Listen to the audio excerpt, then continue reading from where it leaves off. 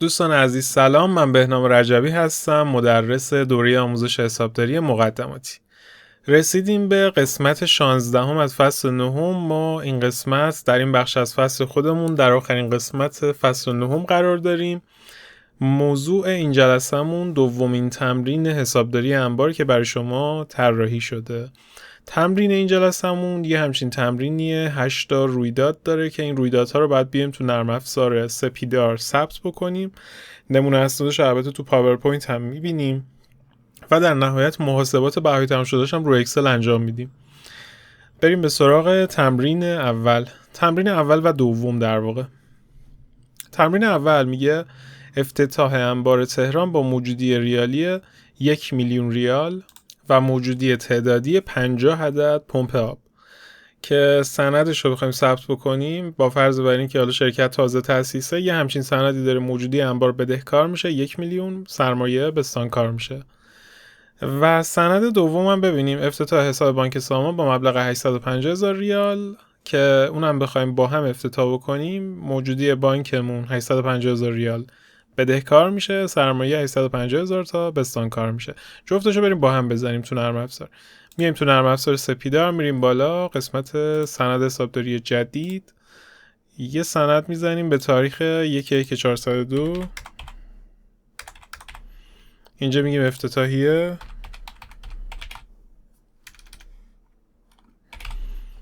و اینجا میام 3 تا آرتیکل باز میکنیم، شد 4 تا، 3 تاش میکنم. خب اولیو میگم بانک، دومیو میگم انبار محصولات و سومی هم سرمایه با فرض بر این که شرکت تازه تأسیسه. خب اولی که موجودی بانک ریالیه، میام اینجا بانکمو که بانک سامان انتخاب میکنم، شرح افتتاحیه رو همشون کپی میکنم. بانکم مبلغ 850,000 تا باید بدهکار بشه، انبارم باید 1,000,000 بدهکار بشه و سرمایه 1,850,000 بستانکار بشه. تمام. 2 تا رویداد اول ثبت کردم. حالا باید رویداد انبار رو ببرم رو جدول اکسل هم ثبت بکنم. میگیم تاریخ 1402/01/01 نوعش میشه اول دوره، تعدادش چقدر بود؟ یادم رفت. تعدادش بود 50 عدد پمپ به ارزش 1,000,000 ریال. خب اینم بذارید درست بکنم. تعدادش 50 تا، ارزشش هم 1,000,000. خب فیش یعنی دونه چقدره؟ اینجا میگیم خب 1,000,000 تقسیم بر 50 که میشه 20,000 تا. حالا همینو تو این جدول دائمی هم میزنیم. تاریخه رو انتقال میدم، تعدادش میشه، البته ببینید این چون اول دوره است دیگه وارده یا صادر نیست، میام تو مانده میگیم 50 تا، کلش هم میگیم 1,000,000 و فی میانگینش هم همون 20,000. دیگه نمیام فرمول بزنم چون جواباشو اینجا دارم. خب بریم به سراغ رویداد بعدی. رویداد بعدی میگه در تاریخ 5/1 فروش 10 عدد پمپ آب به قیمت هر کدام 35,000 ریال به آقای حمیدی و دریافت وجه به صورت حواله بانکی.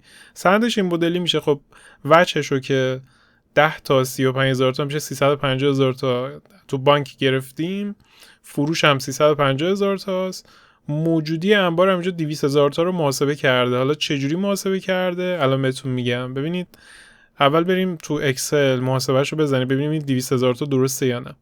میریم رو اکسل، میگیم در تاریخ 1402/01/05 نوعش چی بوده؟ فروشه. تعدادش چقدره؟ 10 تا و به چه قیمتی باید فروش بره؟ خب بریم تو جدولمون اینجا هم بزنیم. اینو میام کپی میکنم، میگیم فروش بوده تعداد 10 تا، به چه فی باید بفروشیم؟ آخرین فی میانگینی چقدره؟ 20,000 تا. پس اینجا 20,000 رو میزنم و کلش میشه این عدد ضرب در 10، 200,000.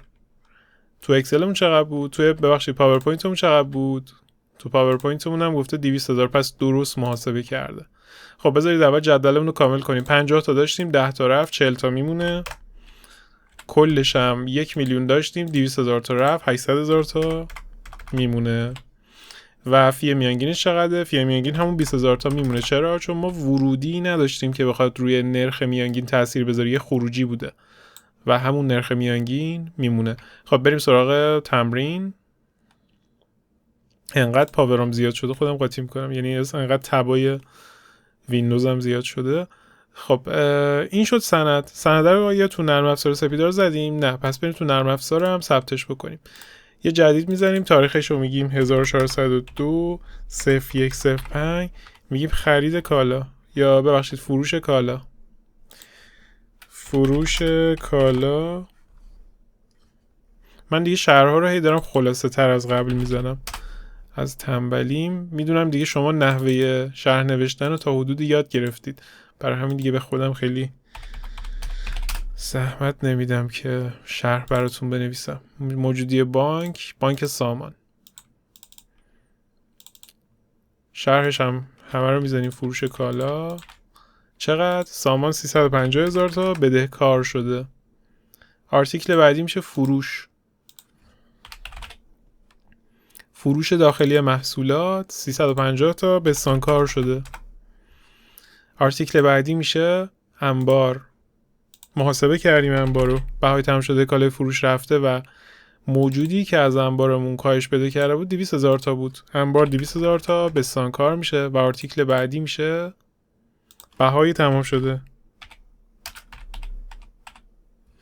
بهای تمام شده کالای فروش رفته داخلی، اینم 200,000 تا بدهکار افزایش پیدا میکنه. ثبت سوممونم تموم شد. خب بریم ثبت بعدی. ثبت بعدی میگه مرجوع 3 عدد پمپ خریداری شده توسط آقای حمیدی و برگشت وجه به صورت حواله بانکی.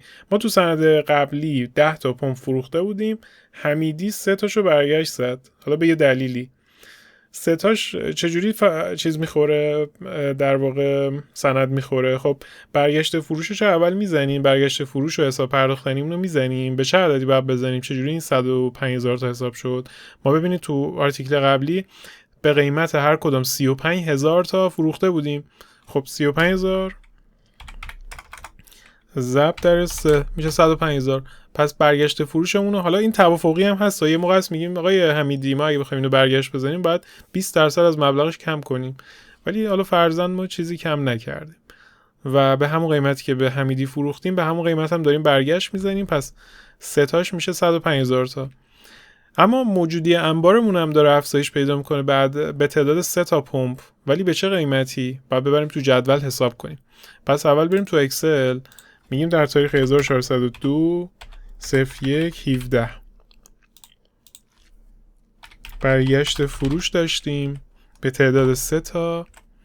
اینجا هم این دوتا رو اینو نزدم، اینم بذارید بزنم. اینجا میشه 20,000، اینجا میشه 200,000.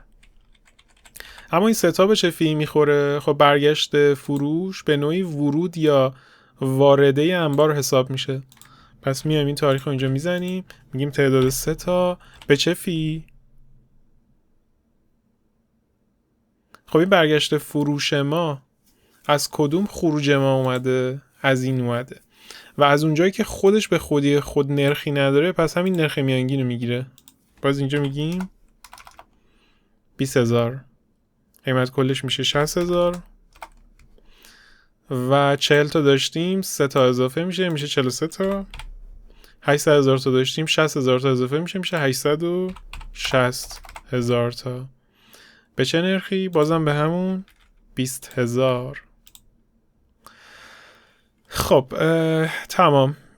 مثالمون رو جدول زدیم. پاورپوینتمون رو یه بار دیگه نگاه کنیم. خب پاورپوینتمون رو به روز رسانی کنیم. اینجا میشه 60,000، این پایینی هم میشه 60,000. حالا باید بریم سراغ نرم افزار سپیدار و سندم رو سپیدار هم بذاریم. این سندی که دارید میبینید رو سپیدار هم باید ثبت بشه. یه سند جدید باز میکنیم، تاریخمون رو تنظیم میکنیم 1402 01 17.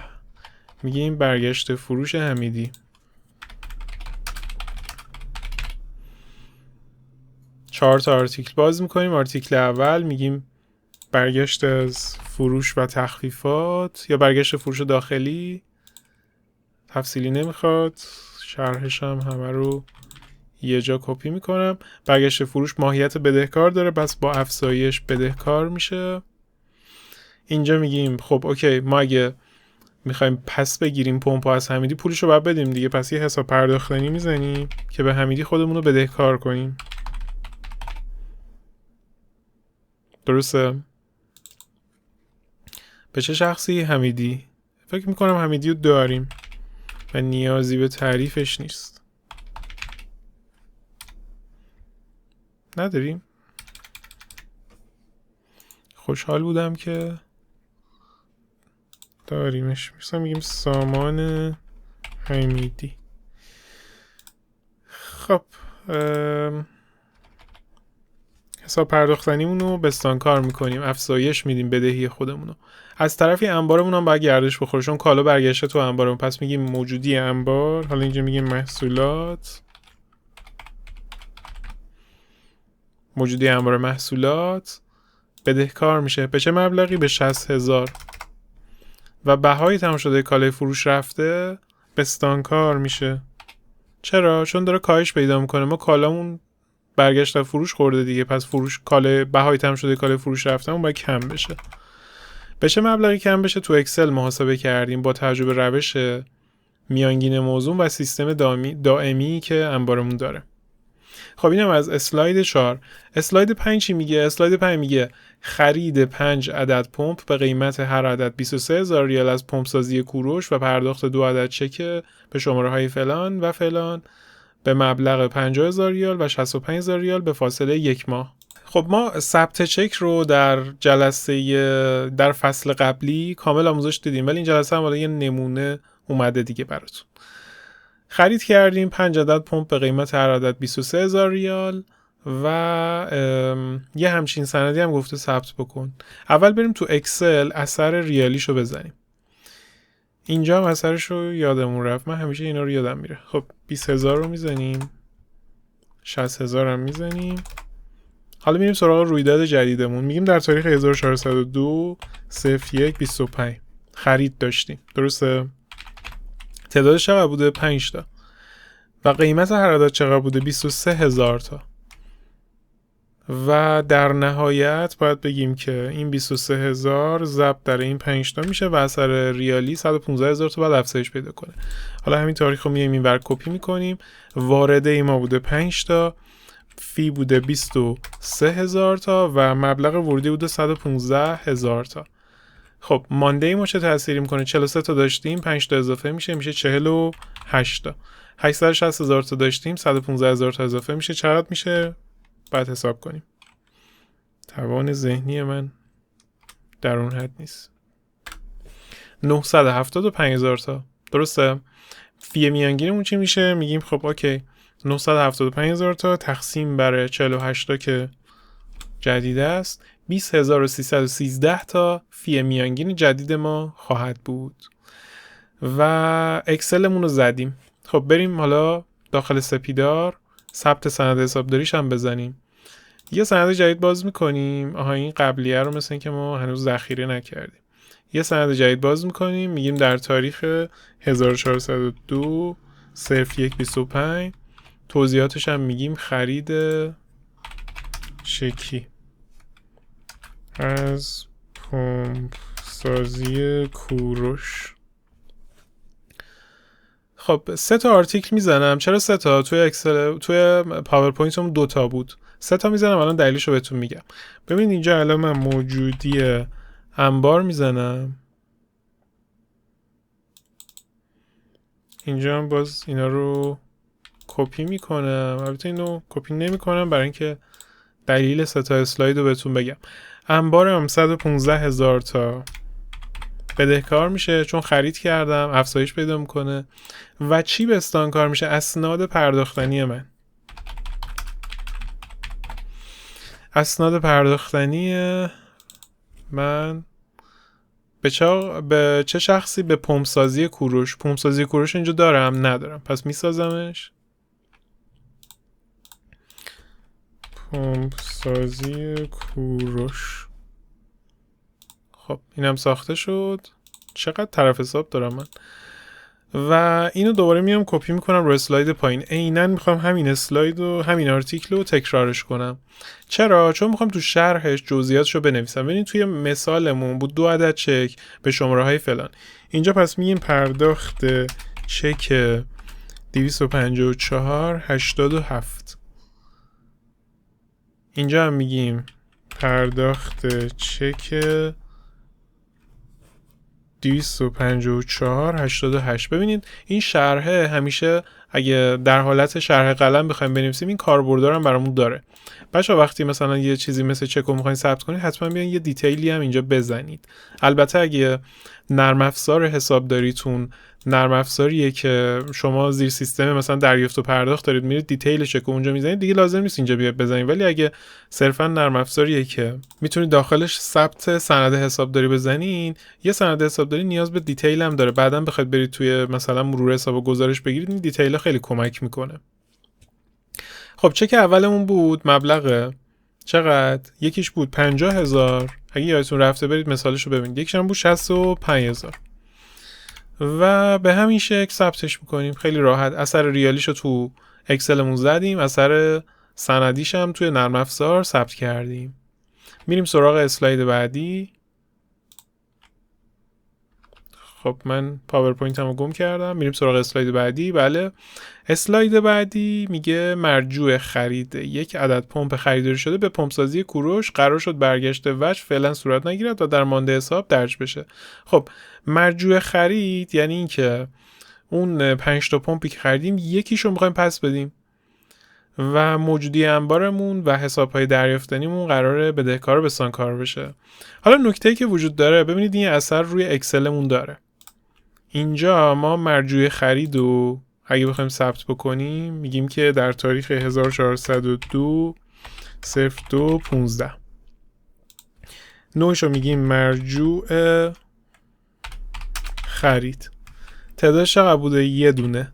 فیش چقدر؟ بچه‌ها ببینید مرجوع خرید یه استثنائیه که وقتی میخوایم ببریمش تو جدول، ببینید میبریمش تو جدول. مرجوع خرید یعنی چی؟ یعنی صادره دیگه. یعنی ما میخوایم چیزی که خریدیم و وارد انبارمون شده رو از انبارمون دوباره خارج بکنیم. 1 دونه. و با چه فی میایم؟ نمیایم فی میانگین بگیریم 20,330 بزنیم. میایم چه فی میگیریم؟ میایم فی همون خرید رو میگیریم. یعنی مرجوع خرید یه رویدادیه که مبناش از خرید اتفاق افتاده و میگیم همون، چون از این خرید اتفاق افتاده میگیم همین 23,000 تا رو در نظر میگیریم. چرا این کار میکنیم؟ ببینید اگه ما فرضاً بیایم اینو بکنیم 20,313 باید بریم تو سند حسابداریمونم. ببینید باید بریم تو سند حسابداریمون هم بعداً بزنیم 20,313. خب ولی اگه این کار رو انجام بدیم بعد حساب دریافتنیمون هم به هم میخوره. توی سناریوی دیگه ممکنه شرکت پمپسازی کوروش بگه من اینو ازت مرجوع میکنم ولی مثلا 20% کاهش میدم قیمتو، 20% کمتر بهت پول برمیگردن. اونجا مشکل نداره، میتونیم یه هزینه‌ای هم شناسایی بکنیم. هزینه مرجوع خرید مثلا پمپسازی کوروش که این اتفاق افتاده، یا مثلا هزینه کاهش و افت ارزش کالایی، همچین چیزی میتونیم بسازیم، موقع شناسایی بکنیم. ولی در مواقعی که پمپسازی اینو به همون قیمت از ما پس گرفته باید به همون قیمت تو انبارمون درجش بکنیم، نمیاییم از فی میانگین استفاده کنیم. 2 حالت وجود داره، یا پمپسازی کوروش میگه نه من 23,000 تا دیگه بهت نمیدم، 20,000 تا بهت میدم، اون موقع 3,000 تاشو میبریم تو هزینه افت قیمت مرجوع کالا. ولی اگه به همون قیمت بگیره پس ما به همون قیمت تو انبارمون میزنیم و کاری به روش میانگین موزون نداریم. بچه‌ها یه نکته‌ای که تو حسابداری بالاتر از هر چیزی قرار میگیره اینه که ما رویدادها رو عیناً همون چیزی که اتفاق میفته ثبت میکنیم. درسته روش اون میانگین موزونه ولی اینجا اگه بیایم میانگین موزون رو به کار ببریم، داریم در رویدادی که به عینه اتفاق میفته دست میبریم و این کار درستی نیست. بعد اون رویدادی که دستمون بازه و میتونیم ثبت بکنیم این کار رو انجام بدیم. حالا شاید سوال بپرسیم ما که قرار نیست این کار رو انجام بدیم، نرم افزارها این کار رو انجام میدن. بچه‌ها تو نرم افزارها هم این خودش اتومات تنظیم شده. شما وقتی میخواید مرجوع خرید رو بر مبنای خرید قبلی ثبت بکنید و انتخاب میکنید که این مرجوع خرید مربوط به این فرم خریده، خود نرم افزار میاد قیمت مرجوعی رو از همین خرید قبلی میگیره. پس نگرانش نباشید، فقط خواستم منطق کار رو بهتون توضیح بدم. خب از نظر اکسلی ما 48 تا داشتیم، یه دونه کم میشه 47 تا و از نظر ریالیش هم 975 تا داشتیم، 23000 تا کم میشه. اینجا میگیم این عدد منهای این 23000 تا میشه 952000 تا. چقدر اثر ریالی داشت؟ ببینید اینجا چون ما یه حرکت متفاوتی زدیم، این جزء معدود صادره هاییه که رو قیمت میانگینمون اثر میذاره. حالا اینجا من میگم این تقسیم بر این قیمت میانگین عوض شد. چرا عوض شد؟ چون ما بر اساس اون چارچوب های روش میانگین موزون مرجوع خریدمون رو نزدیم، بر اساس اون چیزی که اتفاق افتاده بود زدیم و میانگینمون عوض شد دوباره. خب پس این استثنا که همیشه خروج کالا تغییر نمیده میانگینو، سناریوی اشتباهیه. شاید من تا الان بهتون گفته بودم ولی خب الان نقض این موضوع رو با هم دیگه دیدیم. این یه دونه هم با قیمت 23000 تا رفت و دوباره 23000 تا. خب اینجا من تاریخ رو انتقال دادم. آره یه ذره اینجا جاش تنگه. خب بریم به سراغ اکسلمون، بریم به سراغ پاورپوینتمون. اینو باید بریم توی سپیدار هم ثبت بکنیم، درسته؟ خب بریم روی سپیدار، یه دونه سند جدید باز میکنیم، تاریخش رو مشخص میکنیم 1402 02 15. میگیم مرجوع خرید. 2 تا اسلاید یا 2 تا آرتیکل، من اسلاید پاورپوینت رو با آرتیکل سند قاطی میکنم. خب 2 تا آرتیکل باز میکنیم. آرتیکل اولی میگیم دریافتنی، تفصیلیش هم میگیم پمپسازی کوروش، شرحش هم همون مرجوع خرید رو میزنیم. خب حساب های دریافتنی ما بدهکار میشه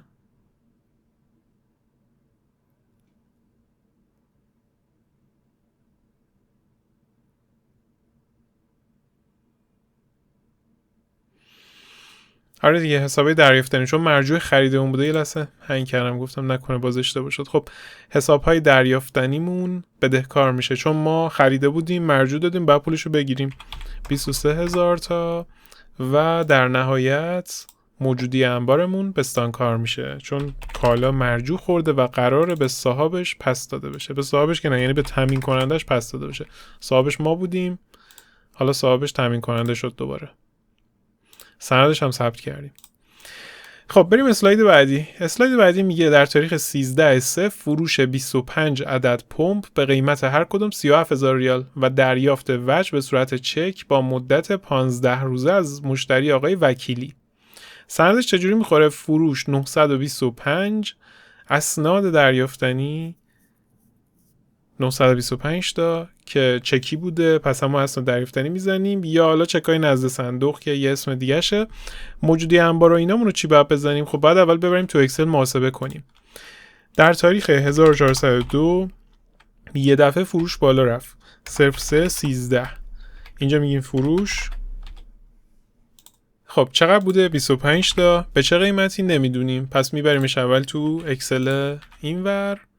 فروش میشه صادره دیگه، میگیم 25 تا. با چه قیمتی؟ خب فیه میانگین آخر چقدر بوده؟ 20 255 20 255 رو میزنیم. در نهایت میگیم این عدد ضرب در این 25 ریالیش میشه انقدر. اینم صفرش رو درست میکنیم. نمیدونم این صفر رو اکسل چجوری میاره. خب این شد پس حالت ریالی این سفارش و از نظر انبار 47 تا داشتیم، 25 تا کم میشه. چقدر میمونه؟ 22 تا اگه اشتباه نکنم.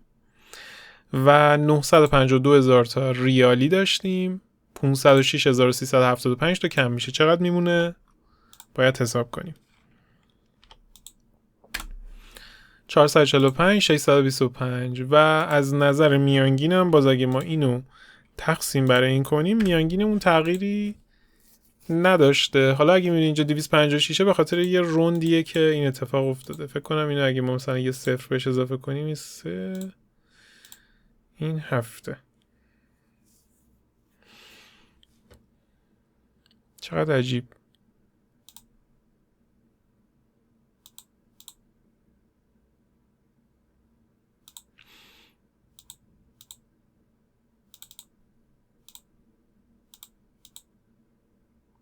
خب مهم نیست. حالا در حد یه ریال اکسل خودش یه همچین کاری کرده. احتمالاً این احتمالاً این خورده آره دیگه. خب دلیلش همینه.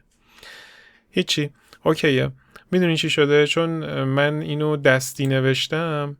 اگه اینو بیام عیناً کپی بکنم اینجا، ببینید اتفاقی که افتاده. من بیام اینو اینجوری بزنم، بگم این مساویه اینه،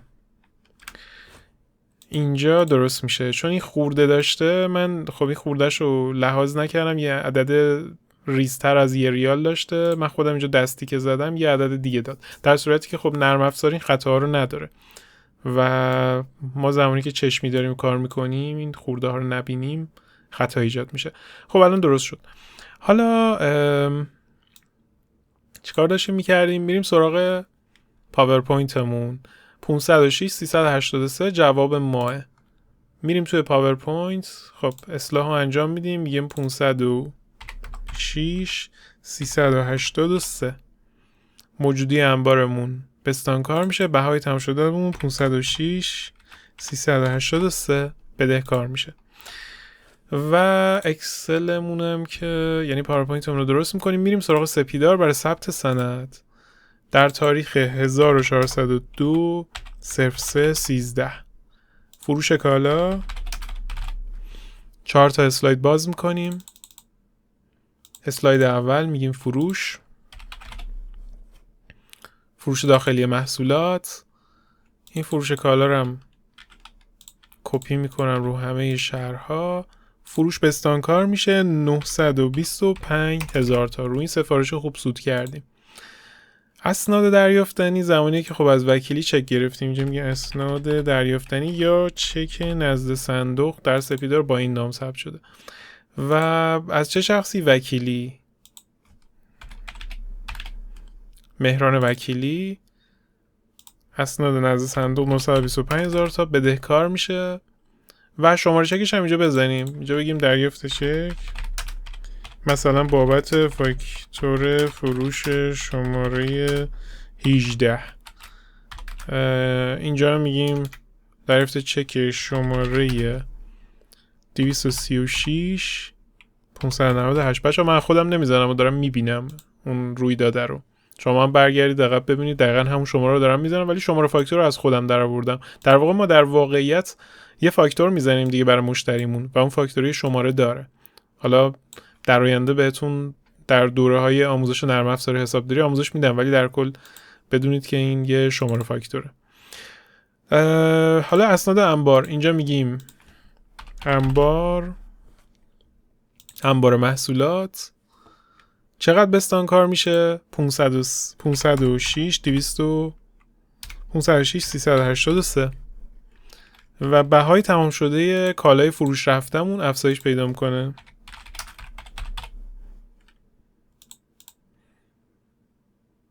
چقدر؟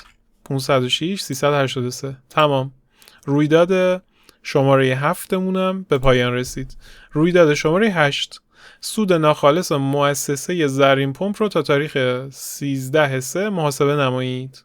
مثل جلسه گذشته خب من تو اکسل براتون یه همچین جدولی دیگه آماده گذاشتم، چون جلسه قبل براتون دیگه کشیدمش. این جلسه کپی کردم که زمانتون گرفته نشه.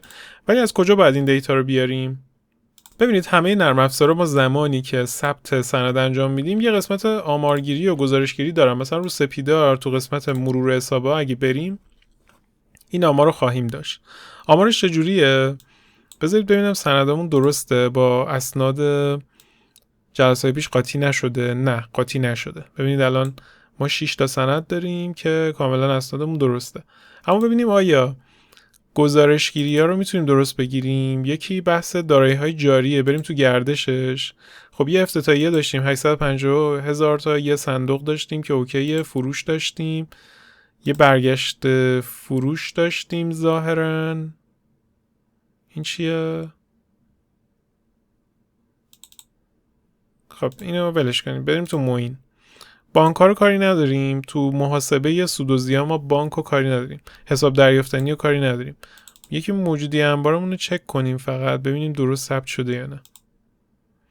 افتتاحیه خورده، یه 200,000 تا فروش رفته، برگشت فروش داشته، خرید داشتیم درسته، مرجوع خرید داشتیم درسته و فروش کالا هم درسته. بریم به سراغ ببینید شرح‌هایی که می‌نویسیم چقدر اینجا به کار میاد. حالا ما الان تو مثالیم، در واقعیت شما با هزاران هزار خرید و فروش سر کار دارید که اگه اینجا دیتیل ننویسید کلی به مشکل می‌خورید. همین دیتیلی مثلا شماره فاکتور و شماره چک و یه سری داستانا خیلی واجبه که در شرح نوشته بشه. بعدن حالا برید تو کار خودتون متوجه میشید. بعد یه چند تا سندو برید دنبالش بگردید، 1 ساعت 2 ساعت وقتتون تلف بشه، دیگه همه شرح‌ها رو کامل می‌نویسید. خب میایم تو بدهی‌ها رو کاری نداریم، میایم تو فروش، معینش رو می‌بینیم. خب فروشمون ظاهراً درسته، به برگشت فروش هم داشتیم درسته، بهای تمام شدهمون رو چک می‌کنیم، فروش کالا داشتیم بدهکار شده درسته، برگشت فروش بستانکار شده درسته، یه فروش بدهکار شده درسته. خب اسنادمون درست ثبت شده. مثل جلسه گذشته که من چند تا خطا داشتم، این جلسه دیگه خطایی نداشتیم. حالا میریم گزارشمون رو پر میکنیم. اول فروشمون رو در میاریم، میریم دوباره تو فروش، اینجا میگیم فروشمون 1,275، برگشت فروشمون 105. میایم اینجا میگیم 1,275 3-0، برگشت فروش 105، ولی منفی 105 چون اثر کاهنده داره. بهای تمام شده کالای فروش رفته چقدر میشه؟ بهای تمام شده رو در میاریم، میریم سراغ گروه حساب، بهای تمام شده، میایم تو قسمت معین. خب ما یه 706,383 بدهکار داشتیم، یه 60,000 بستانکار داشتیم، ماندش میشه این 646,383. با ماندش کار داریم. ما ماندش رو می‌نویسیم 600 منفی 646,383. این هم میشه یه مدل. حالا میایم سود ناخالص رو حساب میکنیم، میگیم 275 به علاوه 105 به علاوه 646. چرا به علاوه کردم؟ اینا منفی هن، پس خودشون خود به خود اثر کاهنده زمانی که جمع میکنیم دارن. سود ناخالص ما تا تاریخ 13/3 درآمد 523,617. این هم از محاسبه سود ناخالص این جلسه‌مون. خب بچه‌ها ممنونم که تا اینجا همراه من بودین. مطالب این جلسه هم به پایان رسید و اگر از ویدیوهای حساب تیوب خوشتون میاد ممنون میشم ما رو در کانال یوتیوب دنبال بکنید. فصل 9 به اتمام رسید. ما در جلسه بعدی فصل 10 رو خواهیم داشت. فصل 10 موضوعش آموزش حسابداری فروشه.